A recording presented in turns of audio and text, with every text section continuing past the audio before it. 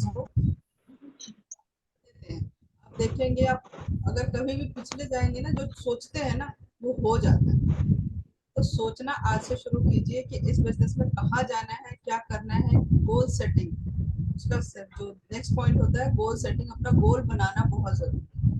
गोल बनाएंगे तभी आगे पहुंचेंगे, एक्शन लेंगे, काम करेंगे उसके लिए और आगे पहुंचेंगे।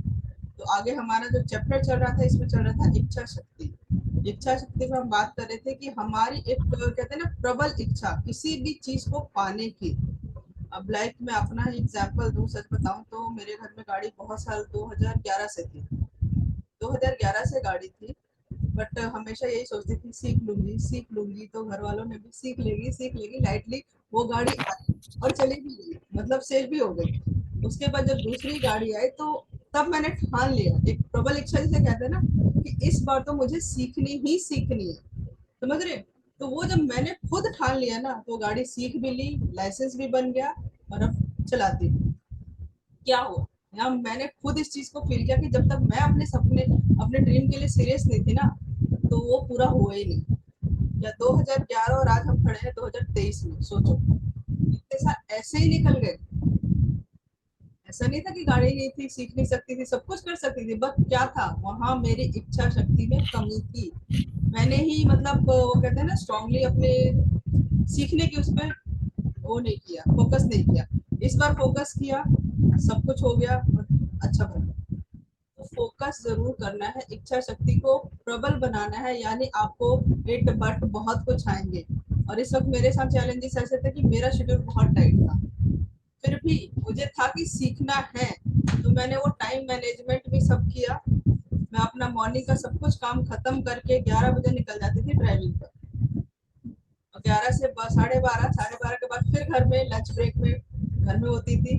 फिर लंच ब्रेक अपना किया, उसके बाद मतलब अपना जो भी काम, तो वो मैंने टाइम फिक्स कर लिया था। जब मेरा गोल सेट था कि मुझे भैया गाड़ी सीखनी ही सीखनी है, क्लियर था। मतलब कोई मैंने उसके लिए ना ऑप्शन नहीं रखा था कि नहीं भी आई तो भी चलेगा। मुझे ये था इस बार कि करना है तो मैं कर ली, मैंने कर लिया। तो इसीलिए मैं कह रही हूँ, ये मेरा पर्सनल एक्सपीरियंस है कि मैंने इतने साल जो वेस्ट किए ना, शायद मैंने पहले सीख लिए होते अगर ये प्रबल इच्छा मेरे अंदर पहले आई हो। अपनी इच्छा शक्ति को जगाओ कि आपको क्या चाहिए। जब आप उसके लिए मतलब वो फोकस हो जाओगे ना, तो कोई चीज मायने नहीं रखती। चैलेंजेस हर किसी की लाइफ में आते हैं, बट वो चैलेंजेस को हम तब उससे आगे निकलते हैं जब हमारा गोल सेट हो कि हमें ये गोल तो अचीव करना ही करना है। क्लियर है? चलिए आगे बढ़ते हैं। आज रीडिंग कौन करेगा या मैं कर दूंगा? करती हूँ मैम। जी सुष्मिता जी, ठीक है, मैं स्लाइड शेयर करती हूँ। स्लाइड विजिबल है? हाँ। ठीक है, ये हमें यहाँ से स्टार्ट करना था, ऑर्नल्ड श्वार्ज़नेगर से। आर्नल्ड, अच्छा। आर्नल्ड स्वाजेंजर एक अन्य व्यक्ति हैं जिन्होंने अपने सपनों को साकार किया।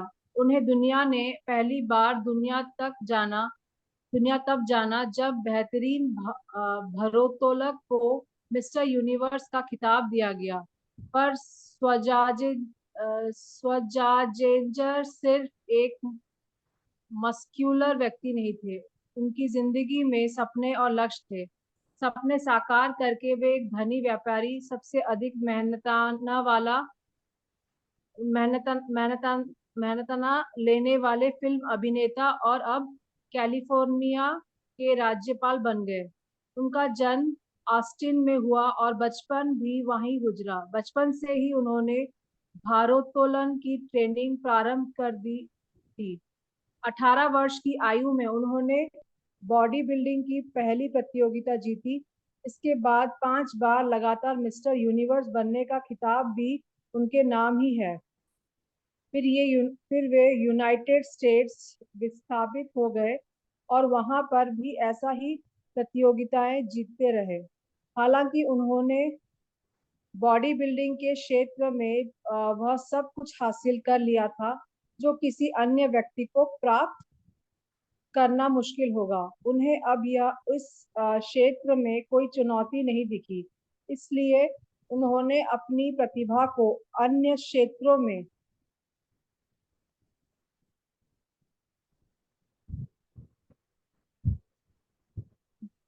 अन्य क्षेत्रों में भी आजमाने के बारे में विचार किया। उनकी शारीरिक गठन की ट्रेनिंग ने उन्हें यह सिखा दिया था कि आम जनमानस को इन सब की जानकारी नहीं है, और ये जानकारी सभी से साझा करनी चाहिए। उन्होंने एक आत्मकथा Arnold the education of a body builder लिखी, जो बेस्ट सेलर साबित हुई। फिर उन्होंने महिलाओं के लिए किताब लिखी, जिससे वे अलग तरह की अभ्यास से अपने शरीर को गठित कर सके। इस किताब ने उन्हें एक व्यापार करने के लिए प्रेरित किया। उन्होंने एक कंपनी खोली जो बॉडी बिल्डिंग के आयोजन कराती थी। इस व्यापार ने उन्हें उनके लिए व्यवसाय क्षेत्र में सफलता के रास्ते खोल दिए। उनका अगला लक्ष्य अगला लक्ष्य के बड़ा फिल्म स्टार बनना था। हालांकि उन्होंने फिल्म करियर की शुरुआत तभी कर दी थी जब वह बॉडी बिल्डिंग क्षेत्र में थे। छोटे छोटे रोल करने के बाद उनकी दृढ़ इच्छा शक्ति तब काम आई जब उन्हें कानन थे बारबेरियन फिल्म में मुख्य रोल मिल गया। इस फिल्म श्रृंखला ने उन्हें बॉलीवुड का सबसे अधिक मेहनताना वसूलने वाला नायक बना दिया। सन 2003 में स्वाजेंजर राजनीति में आए और उन्हें कैलिफोर्निया का राज्यपाल चुन लिया गया। आप स्वाजेंजर की जिंदगी से बहुत कुछ सीख सकते हैं। आपकी जिंदगी सिर्फ एक ही क्षेत्र के लिए सीमित नहीं है। स्वाजेंजर ने भी अपना जीवन सिर्फ बॉडी बिल्डिंग के क्षेत्र में ही झोंक दिया होता तो भी वह काफी सफल हो जाता। पर उसने इससे कहीं ज्यादा का सपना देखा। उसने ऊंचे लक्ष्य निर्धारित किए जिनमें चुनौतियां थी, और उन्हें हासिल कर लिया। उसने अपनी पिछली सफलताओं से शिक्षा बेकार नहीं जाने दी और उसका हर क्षेत्र में उपयोग किया। स्वाजेंजर की तरह आप अपने आलोचकों से डरिए मत। आलोचना आलोचकों ने उसकी पहली फिल्म में उसकी कड़ी निंदा की थी, परंतु उसने हार नहीं मानी और अपना कार्य जारी रखा। इसी दृढ़ता ने उसे बॉलीवुड के सबसे अधिक मेहनतना लेने वाले अभिनेताओं में शामिल कर दिया। अगले अध्याय में बढ़ने से पहले आप उम्मीद, विश्वास, साहस और सहिष्णुता की शक्ति को मन में पूरी तरह से बैठा लीजिए। अगर आपके पास यह मनस्थिति और इस सिद्धांतों के काम करने के नियम ढंग से पता है तथा इसे अमल कर रहे हैं, तो यह समझ लीजिए आप वह सब हासिल करने के लिए तैयार हैं जो आप चाहते हैं। सिर्फ किसी वस्तु की इच्छा रखने और उसे हासिल करने के लिए तैयार होने में फर्क होता है। किसी भी व्यक्ति का मन उस वस्तु को तब तक हासिल करने के लिए तैयार नहीं होता जब तक उसके मन पूरी तरह से यह विश्वास न कर ले कि उसे वह वस्तु मिल चुकी है। यह मनस्थिति विश्वास की होती है, ना कि सिर्फ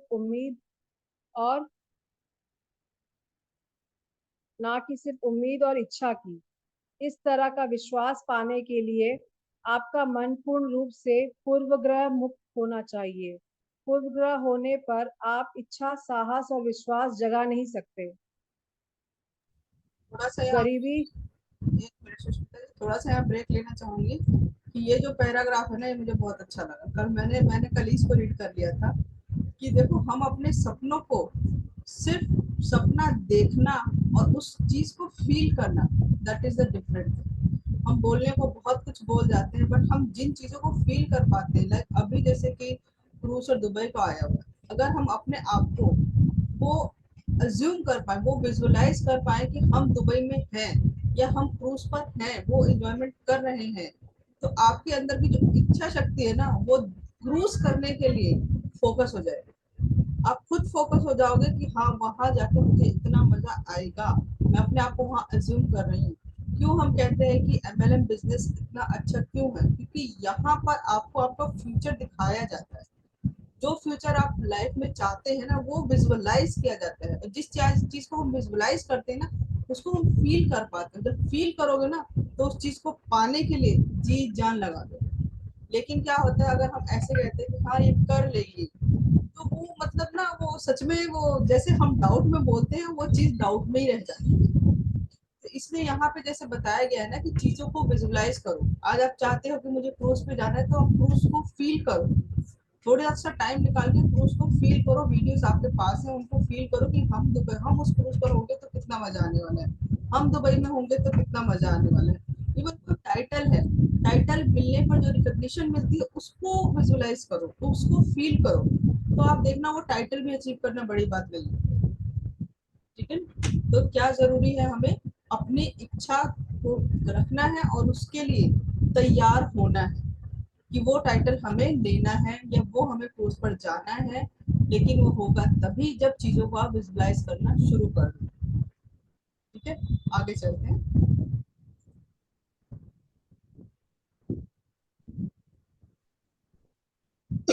गरीबी समृद्धि इन सब को हासिल करने से अधिक प्रयास खुशियां और समृद्धि को हासिल करने के लिए नहीं करना पड़ता है। एक महान कवि ने अपनी कविता में सही कहा है, मैंने धन के लिए जीवन से सौदेबाजी की और जिंदगी आपको उससे अधिक नहीं देगी।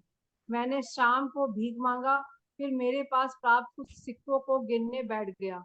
जीवन ABC का एक नियोक्ता है। वह आपको वह देता है जो आप मांगते हैं। पर एक बार आपने औकात नाप ली, उसके बदले आपको बहुत काम करना पड़ेगा। मैंने एक नौकर भाड़े पर लिया, सिर्फ यह जानने के लिए कि वह कितना निराश है। मुझे पता चला कि मैंने ईश्वर से कुछ भी मांगा होता, उसने राजी खुशी से भुगतान कर दिया होता। मेरी मैरी के एस जो मैरी के कॉस्मेटिक की स्थापना है, उन्होंने अपनी और विश्व भर में अपने कंपनी के काम करने वाले, जिनकी अब 25,000 की संख्या है, कंस्टेंटस की सफलता का राज आत्मविश्वास बताया। उनका यह करियर साल पहले अ, उनका यह करियर साल पहले प्रारंभ हुआ था, जब उन्होंने स्टैनली होम प्रोडक्ट्स के में काम करना शुरू किया। उन्होंने कई बार इस बात को स्वीकार किया कि अपने इस काम को प्रथम वर्ष में वह सफल नहीं हो पाई थी और इस काम को छोड़ देना चाहती थी। पर उनकी सोच तब बदली जब उन्होंने स्टेनलेस को सेमिनार में भाग लिया। उन्होंने बताया, उस वर्ष कंपनी की प्रतियोगिता में खूबसूरत, लंबी और सफल महिला को रानी के खिताब से नवाजा जाना था और उस वर्ष उस महिला को वह खिताब मिला जिसकी किसी ने उम्मीद ही नहीं की थी। मैंने निर्णय लिया कि मैं स्टेज पर जाऊंगी और अध्यक्ष से बात करूंगी और उन्हें अगले वर्ष रानी का यह खिताब जीतने का इरादा बताऊंगी। श्रीमान बेवरिज मुझ पर हंसे नहीं, बल्कि उन्होंने मेरे आंखों की तरफ देखा और कहा, मुझे भी लगता है कि तुम जीत सकती हो। इन शब्दों ने मेरी जिंदगी में जान डाल दी और अगले वर्ष मुझे रानी का खिताब दिया गया। मैरी मैरी के खिताब दिया गया। मैरी के ने इस बात को बताया कि सफलता हासिल करने का पहला कदम यह है कि आप खुद पर विश्वास रखें कि आप योग्य हैं और आप उस सफलता के असली हकदार हैं। उन्होंने अपने एक लेख में कामयाबी हासिल करने के लिए कुछ कदमों का अभ्यास करने के लिए बताया है। वे 4 कदम निम्न हैं। खुद को सफल व्यक्ति के रूप में महसूस कीजिए। हमेशा खुद को सफल व्यक्ति के रूप में देखें। उस व्यक्ति को सोचें जिसके जैसे आप बनना चाहते हैं। हर दिन कुछ वक्त अकेले बिताइए। आराम से शिथिल होकर बैठ जाइए। अपने आंखें बंद कर लीजिए और अपनी चाहत और लक्ष्य पर ध्यान दीजिए। अपने आप को एक नया वातावरण में देखिए जिसकी आप कल्पना करते हैं। खुद को योग्य समझें और आत्मविश्वास से ओतप्रोत हो जाइए। पिछली सफलताओं को याद कीजिए। हर कामयाबी, चाहे वह छोटी हो या बड़ी, वह यह सिद्ध करती है कि आप योग्य हैं और सफल हो सकते हैं। पिछली सफलताओं को सेलिब्रेट कीजिए और जब भी आप निराश हो, उन कामयाबी को याद कीजिए। लक्ष्य निर्धारित करें। खास तौर पर यह तय कर ले कि आपको क्या चाहिए। इस बात से हमेशा चौकन्ना रहिए और अपने लक्ष्य से कभी भ्रमित ना होइए। जिंदगी के लिए सकारात्मक रवैया रखें, खुद का सकारात्मक चित्र बनाएं, अपनी जिंदगी, कार्य और निर्णय सभी में विश्वास रखें और सकारात्मक रहें। इच्छा मैम आगे बढ़ूं? ये वाला टाइटल जरूर पढ़ोगे। इच्छा शक्ति से प्रकृति नियमों पर भी विजय हासिल की जा सकती है।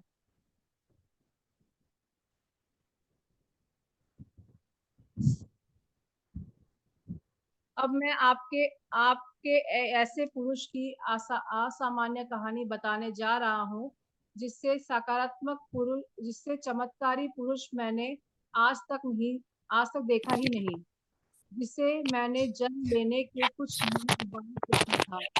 उसके कान ठीक नहीं थे।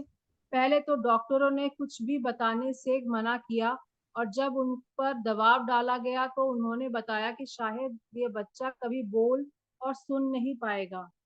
मैं डॉक्टर के विचार से सहमत नहीं था और मैं ऐसा कर सकता हूँ क्योंकि मैं उस बच्चे का पिता हूँ। मैंने मन ही मन के डॉक्टर के विचार को चुनौती दे दी और खुद एक निर्णय लिया कि ईश्वर बिना के मेरे बच्चे को इस दुनिया में भेज सकता है, पर वह उससे पूरी जिंदगी इस तरह यातनापूर्ण जीने के लिए विवश नहीं कर सकता। मैंने यह सोच लिया था कि मेरा बेटा सुनेगा भी और बोलेगा भी। यह मुझे नहीं पता था कि यह सब कैसे होगा, पर मैं इस बात पर जरूर विश्वास करता था कि जहाँ चाह है वहाँ राह है। मुझे महान एमर्सन की बात ध्यान आई, दुनिया के हर वस्तु सिर्फ एक ही बात सिखाती है, वह है विश्वास। हमें सिर्फ विश्वास करके प्रकृति के नियमों का पालन करना है। यह हम सभी पर समान रूप से लागू होती है। कभी आंख बंद करके आवाज सुनिए, प्रकृति आपको रास्ता जरूर दिखाएगी। वह रास्ता सिर्फ एक ही है, एक ही था, इच्छा शक्ति। मैंने अपने अंदर यह इच्छा शक्ति जगा ली थी कि मेरा बेटा सारी जिंदगी गूंगा और बहरा तो नहीं रह सकता। मैंने इस इच्छा शक्ति को कभी अपने मन से जाने नहीं दिया, यहाँ तक कि एक पल के लिए भी नहीं। कुछ वर्षों पहले मैंने सीखा भी था, हमारी सारी बड़ी रुकावट हमारे मन में पड़ी विचार ही है। अगले ही पल मैंने बिस्तर पर लेटे हुए अपने नवजात शिशु को देखा और ये सोचा कि अगर यह सब सही है तो मेरा बेटा बिना कानों को के भी सुन सकता है। मैंने प्रण कर लिया था किया कि अपने बच्चे के मन में कतई यह बात आने नहीं दूंगा कि वह सुन और बोल नहीं सकता। इसके लिए चाहे मुझे जो भी करना पड़े। मैंने यह प्रतिज्ञा कर ली कि अपने बेटे के मन में बोलने और सुनने की अपने मजबूत चाहत के बीच बीज रोप दूंगा और वह जरूर एक दिन बिना किसी उपकरण के सुनने और बोलने लगेगा।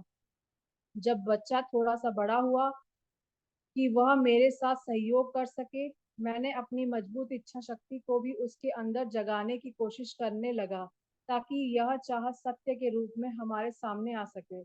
मैं हर रोज उसके कान के पास यह सब बोलता ताकि मेरे बेटे का मन तनिक भी यह स्वीकार न कर सके कि वह सुन नहीं सकता। जैसे ही वह थोड़ा और बड़ा हुआ कि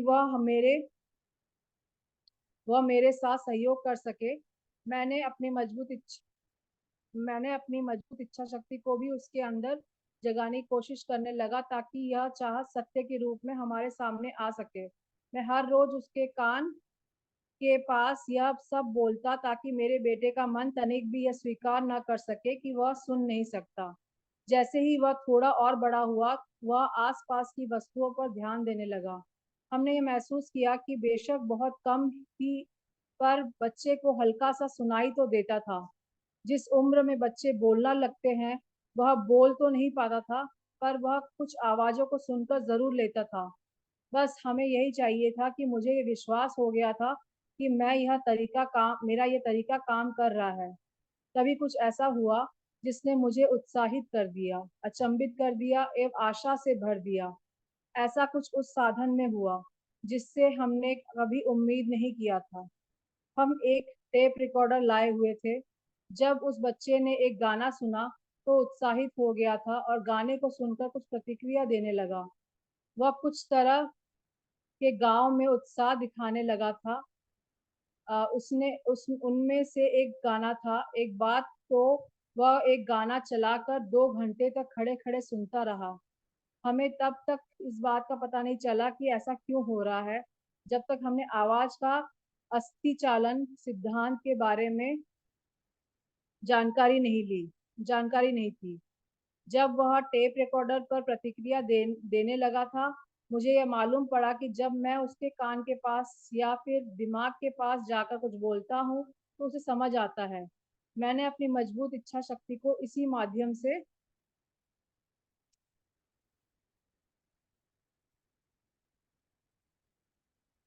उसके अंदर जगाता था। पर अभी तक जो परिणाम निकला था वह इतना उत्साहित करने वाला नहीं था। फिर भी मेरी इच्छा शक्ति ने मेरे विश्वास का साथ दिया और ऐसी किसी भी नकारात्मक बात को मन में आने से पहले ही निकाल फेंका। मेरी दृढ़ प्रतिज्ञा का फल यह हुआ कि मेरा बच्चा मेरी आवाज को ठीक ठीक सुनने लगा था। मैं उसके मन में यह भरने में कभी नहीं चूकता था कि वह बोल और सुन सकता है। मैंने यह अनुभव किया कि बच्चों को दादी नानी की कहानी सुनाना अच्छा लगता है। मैं ऑफिस जाता, वहां पर उसके लिए कहानी लिखता और रात में सुनाता। साथ ही साथ उसके मन में यह भी भरता कि वह बिल्कुल ठीक है और सुन एवं बोल सकता है।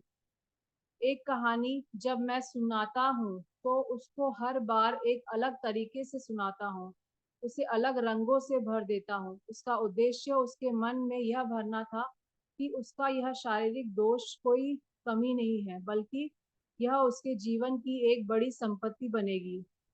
एक कहानी जब मैं सुनाता हूँ तो उसको हर बार एक अलग तरीके से सुनाता हूँ, उसे अलग रंगों में भर देता हूँ। उसका उद्देश्य उसके मन में यह भरना था कि उसका यह शारीरिक दोष कोई कमी नहीं है, बल्कि यह उसके जीवन की एक बड़ी संपत्ति बनेगी। एक कहानी जब मैं सुनाता हूँ तो उसको हर बार एक अलग तरीके से सुनाता हूँ, उसे अलग रंगों से भर देता हूँ। उसका उद्देश्य उसके मन में यह भरना था कि उसका यह शारीरिक दोष कमी नहीं, बल्कि उसके जीवन की बड़ी संपत्ति बनेगी। गीता में भी लिखा है, कुछ अवसाद अच्छे के लिए होते हैं, और मैंने ऐसी फिलॉसफी को आजमाया भी है। और मुझे ठीक तरह से पता है कि हर कमी अपने साथ उतनी ही अच्छाइयाँ भी लिए होती है। मुझे थोड़ा सा अंदाजा था इस कमी को किस तरह से अपनी उसकी संपत्ति के रूप में बदलनी है, और मैं हर रोज उसे कहानियों में पिरोकर उसके मन में यह भरने की कोशिश करता कि उसकी यह विकलांगता तो दुनिया के बड़े काम आ सकती है। मुझे यह बताया गया था कि उसके कानों में कोई चीज नहीं है जिससे सुना जा सके। इससे पहले कि मैं निराश होता, मेरी इच्छा शक्ति ने मेरे विश्वास को डगमगाने नहीं दिया। मैंने अपने बेटे के अंदर भी यह विश्वास जगा दिया था। सबसे खास बात उसकी अब यह थी कि वह मुझसे प्रश्न नहीं करता था और हर बात को मान लेता था। मैंने हर तरह से उसके मन में यह बात भर दी थी कि उसे अपने भाई से अधिक अच्छे परिणाम मिलेंगे। उदाहरण के तौर पर यह बच्चा सभी अध्यापकों के लिए विशेष था, इसलिए उस पर अधिक ध्यान देना लाजमी था। उसकी माँ ने उन अध्यापकों से मिलकर यह समझा दिया था कि उसे अधिक ध्यान दिया जाए।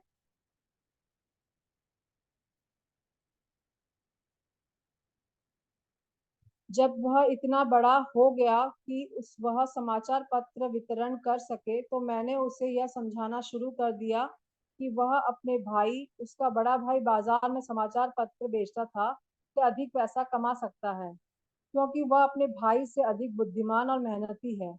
हमने यह गौर किया, जैसे जैसे वह बड़ा हो रहा था उसकी सुनने की क्षमता बढ़ रही थी। दूसरी तरफ उसके मन में अपनी कमी को लेकर ध्यान देने की आदत कतई नहीं थी। जब वह 7 वर्ष का हुआ, तब उसने पहली बार हमारी मेहनत को सफल सिद्ध किया। कुछ महीने तक उसने अपनी माँ से बाहर बाजार में समाज पत्र बेचने की अनुमति मांगी, पर उसकी माँ उसे बहरेपन की वजह से डरी हुई थी। एक माँ की तरह उसकी भी चिंता वाजिब थी कि कहीं उसे कुछ सुनाई ना दे और कोई दुर्घटना हो बैठे। फिर एक दिन अचानक वह मौका देखकर रसोई की खिड़की से कूदकर बाजार भाग गया। वहां एक मोची से उसने 6 सेंट लिए और उससे समाचार पत्र खरीदे, फिर बेच दिया। एक बार जब वह समाचार पत्र बेच चुका तो उसने फिर से खरीदा और बेचा। यह उसी तक किया जब तक कि शाम नहीं हो गई। फिर उसने वापस आते समय उस मोची को उससे 6 सेंट वापस कर दिए। अंत में उसने पाया कि आज उसने सेंट कमाए। जब तक लोग घर पहुंचे तो वह अपने कमरे में बिस्तर में सो रहा था। उसने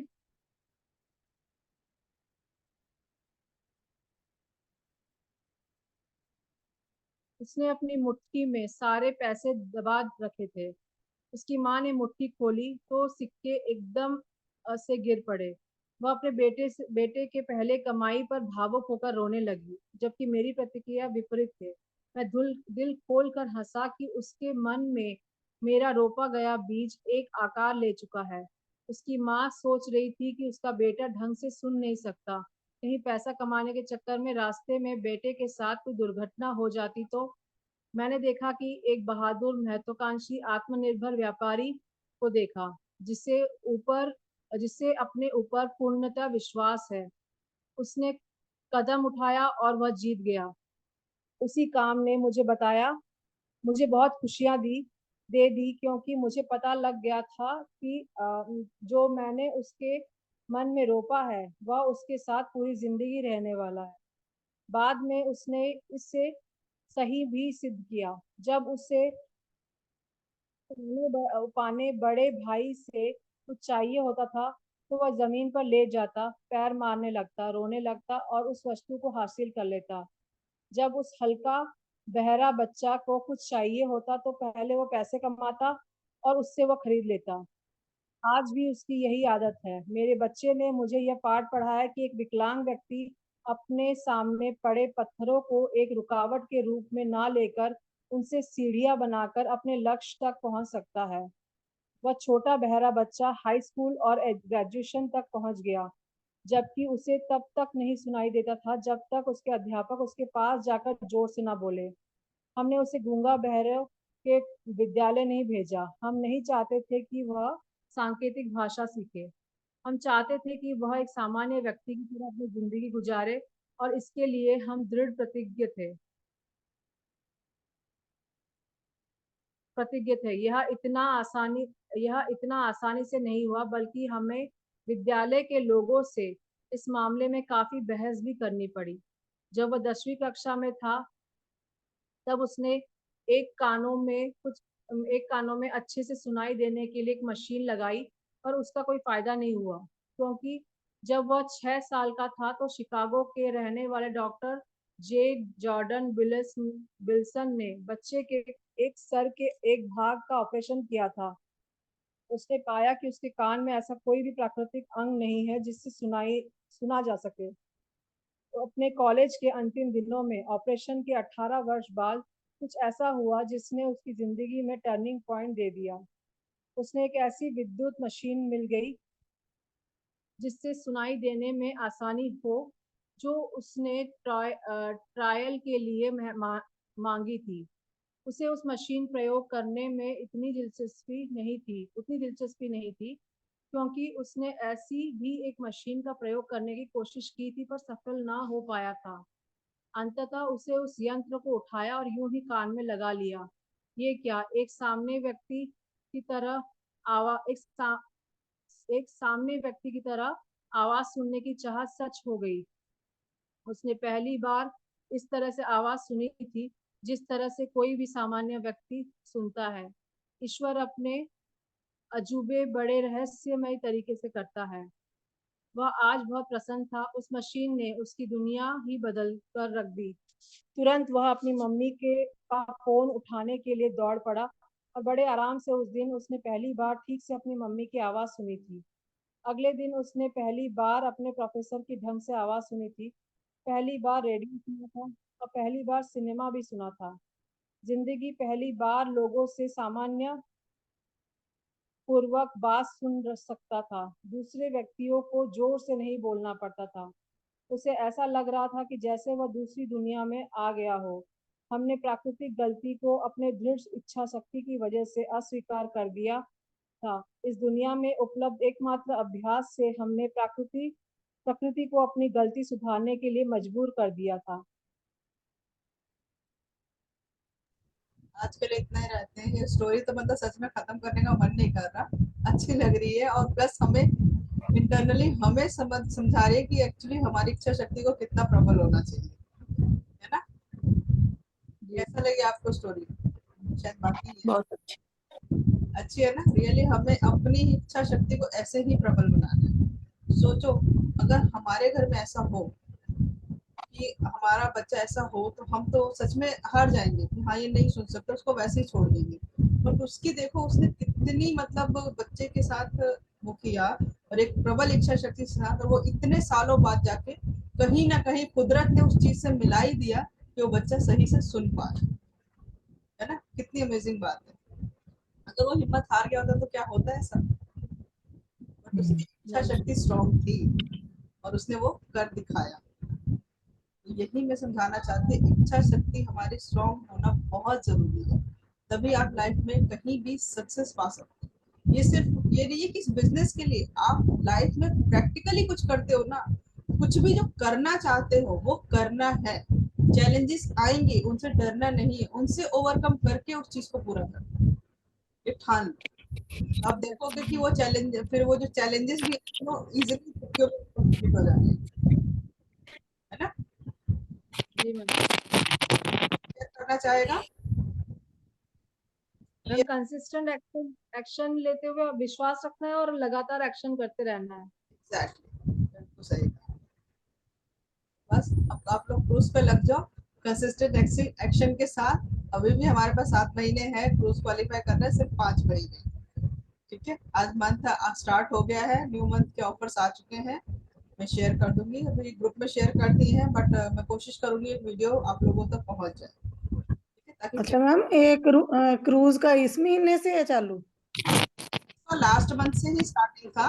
इस महीने से आप अपना 6,000 का 6,500 का सामान और अपने साथ 4 लोगों को इस बिजनेस में लेके आना है, जो अपने साथ अपना ग्रुप पीवी, अपनी टोटल ग्रुप पीवी करीब करीब 185 करे, यानी 5,000 डेली, यानी टोटल ग्रुप की शॉपिंग मान के चलो तो 10 से 12,000 अगर हो जाती है तो आप लोगों का क्रूज क्वालिफाई।